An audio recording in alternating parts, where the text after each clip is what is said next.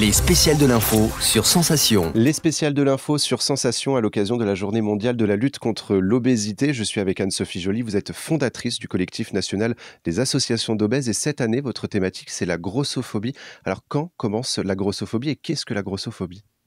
La grossophobie, c'est finalement un rejet des personnes qui souffrent de surpoids et d'obésité. Et effectivement, ça peut aller assez loin sur des attitudes que des gens peuvent avoir, parce que finalement, on représente ce qu'ils ne veulent pas être non plus. Mais je les rassure, ce n'est pas un choix de vie ni un désir de notre part. Est-ce qu'on peut estimer aujourd'hui que les réseaux sociaux accentuent la grossophobie ou peut-être un vecteur de lutte contre cette discrimination ? Alors ça pourrait être les deux.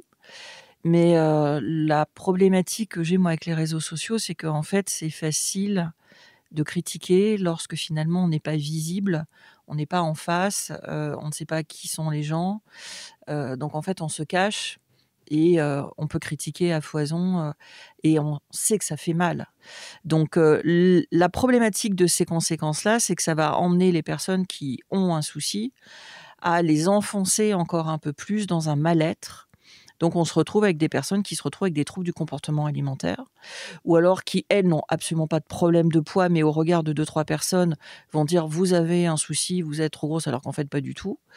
Et là, ça va recréer en fait du mal-être. Donc on rentre, si vous voulez, dans une espèce de spirale psychologique où finalement les gens se disent: «Mais je suis critiqué, on critique mon apparence physique», mais les gens sont au-delà de l'apparence physique. Enfin, on est des individus, on n'est pas égaux dans la santé, on n'est pas égaux sur tout un tas de choses et je pense qu'un peu de bienveillance vis-à-vis de tout le monde pourrait faire beaucoup de bien. Il y a un petit peu deux camps finalement. Il y a les personnes qui prônent ce body positive, d'autres qui disent que le body positive n'existe pas et qu'il faut tout simplement ne pas être en surpoids, que les personnes en situation d'obésité ne sont de toute façon pas belles. Que répondre à ces personnes qui trouvent que dès qu'on est un petit peu en surpoids, on n'est pas beau ?